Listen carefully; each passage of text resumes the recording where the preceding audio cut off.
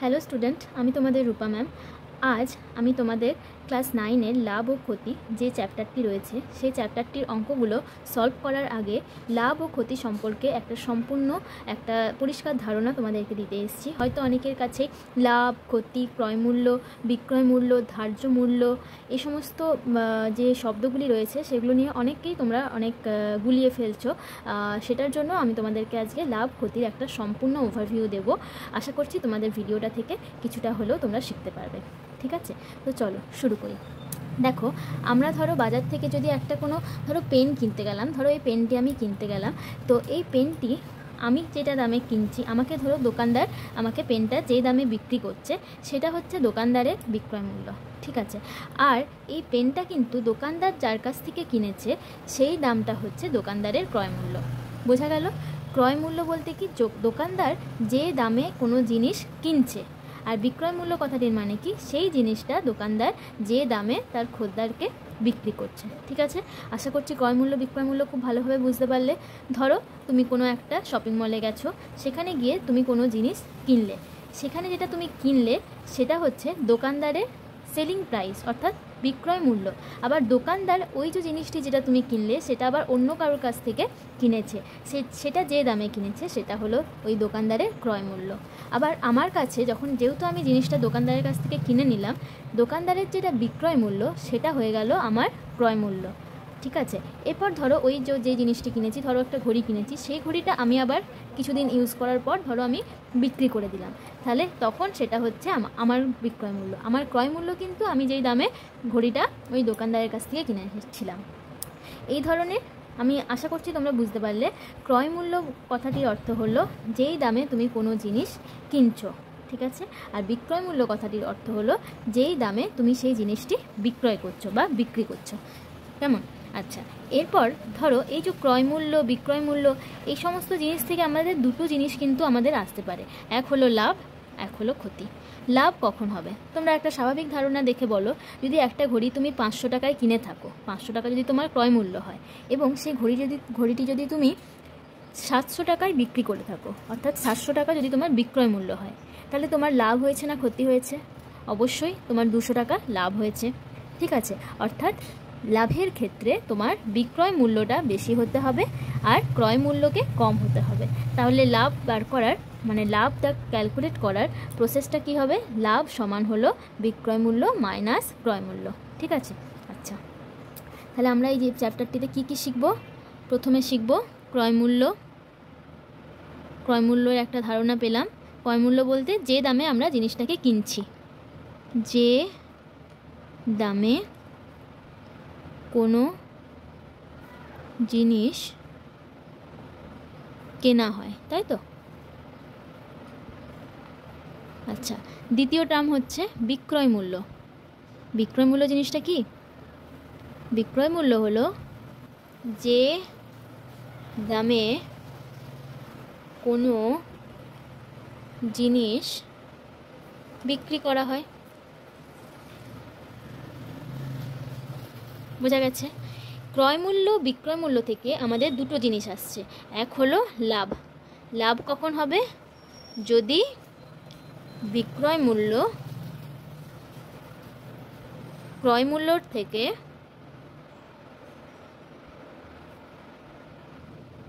বেশি হয়।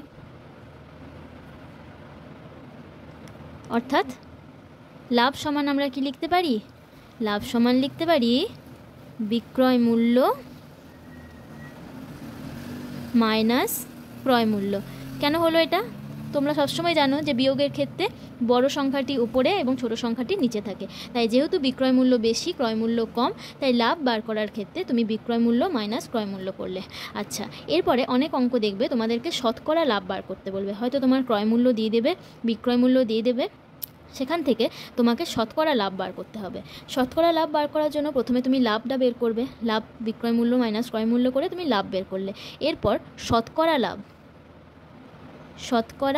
লাভ বা এটাকে অনেকে বলে পার্সেন্টেজ অফ প্রফিট, ইংলিশে এটাকে বলে। ঠিক আছে, শতকরা লাভ কত সেটা বার করার সূত্র, যখনই তুমি এই যে লাভ আর ক্ষতি এই দুটো শব্দ কার সাথে মানে রিলেটেড, ক্রয় মূল্য আর বিক্রয় মূল্যের সাথে।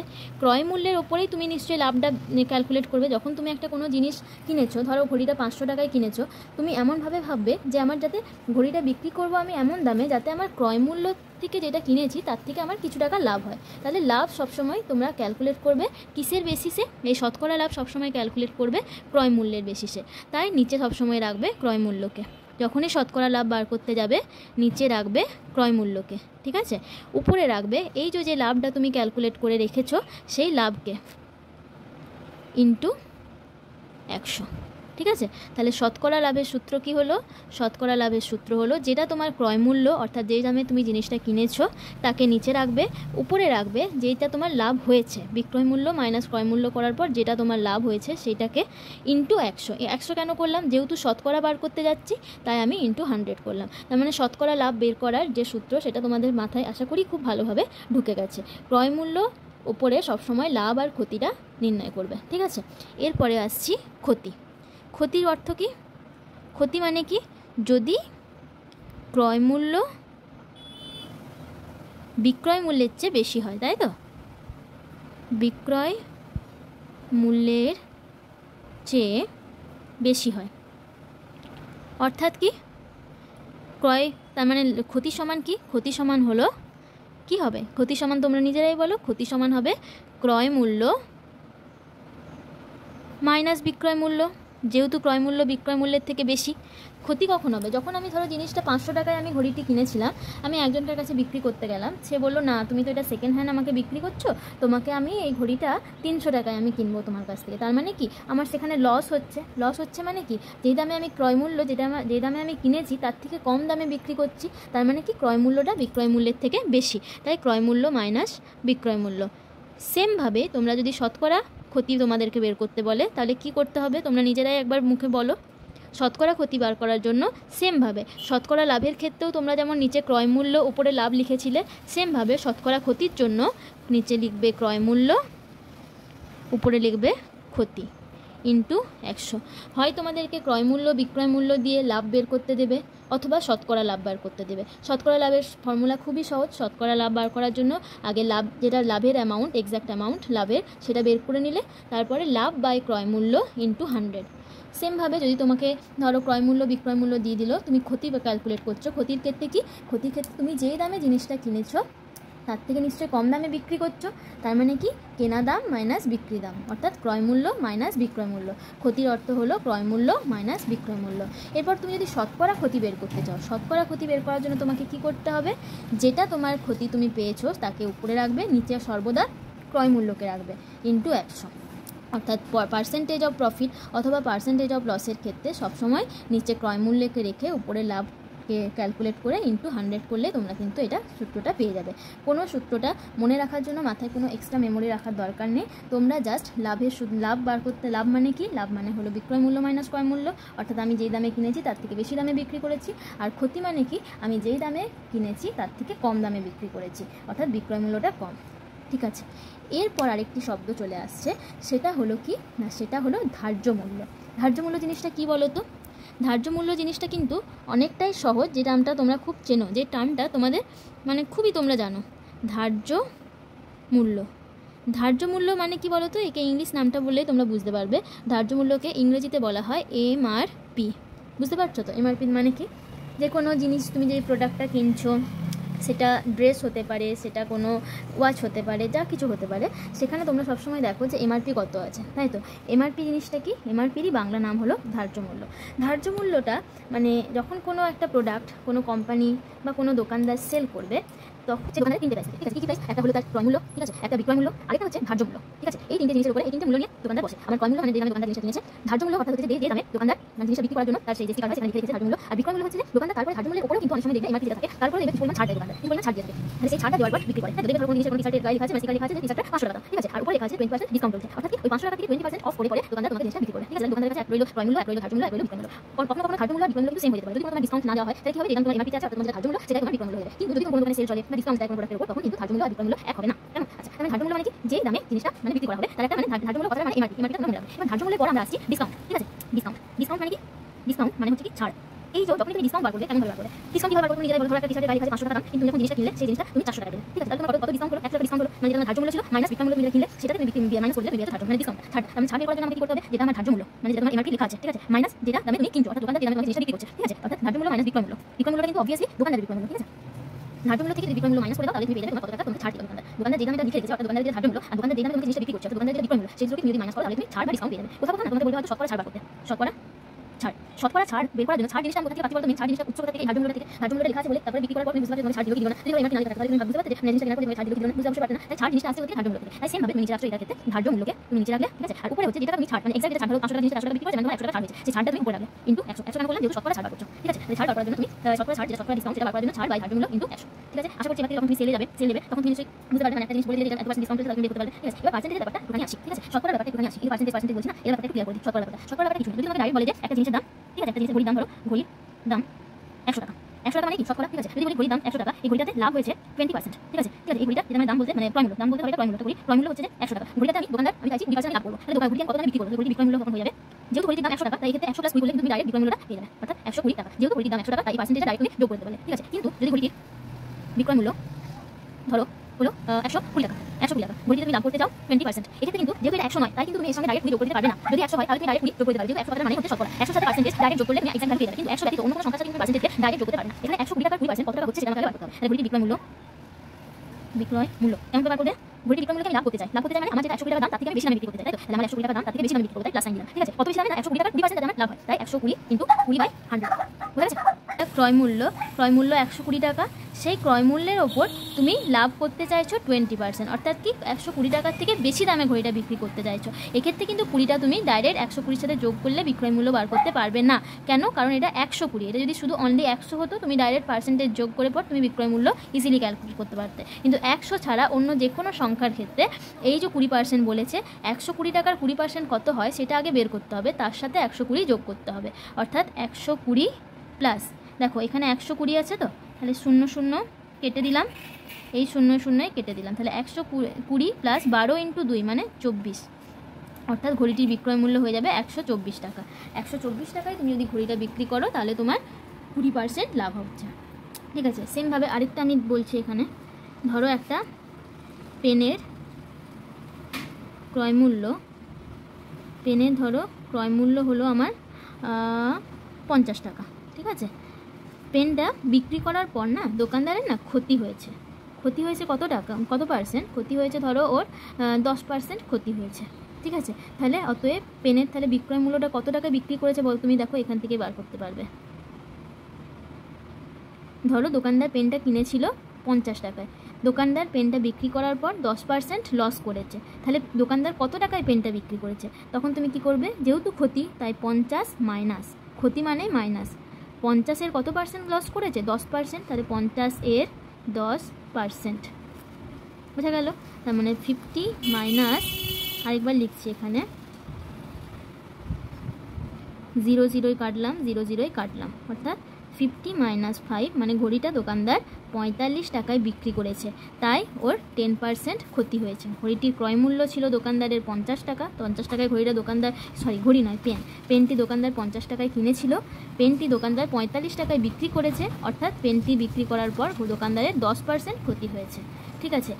আচ্ছা, তাহলে তোমরা ক্ষতির পার্সেন্টেজ দেওয়া থাকলে তোমরা বিক্রয় মূল্য বের করতে শিখে গেছো, অথবা লাভের পার্সেন্টেজ দেওয়া থাকলে তোমরা বিক্রয় মূল্য বের করতে শিখে গেছো। এবার ধরো তোমাদের বলে দিল একটি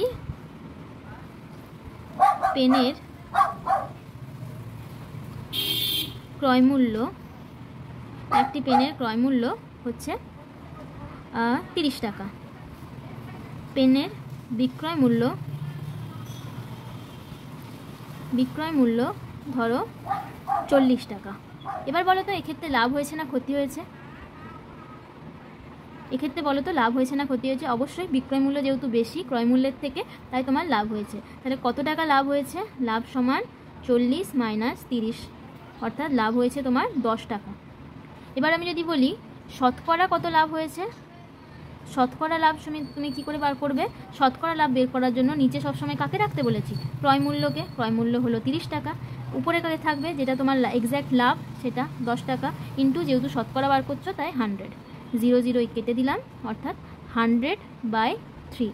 এটাকে কি লেখা যায়? 100/3%।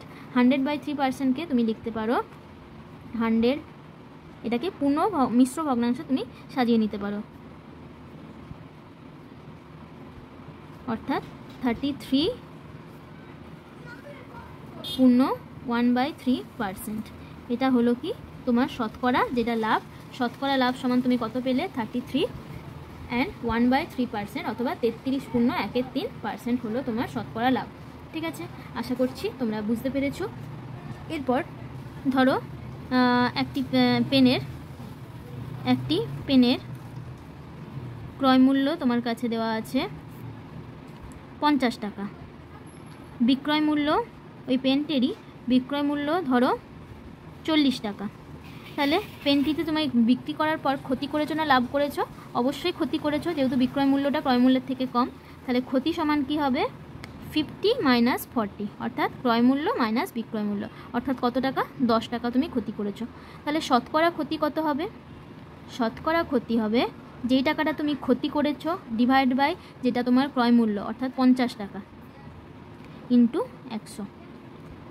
0 0 কেটে দিলাম, 5 2 10, অর্থাৎ শতকরা ক্ষতি তোমার 20%। আশা করছি খুব ভালোভাবে ক্লিয়ার হয়ে গেছে।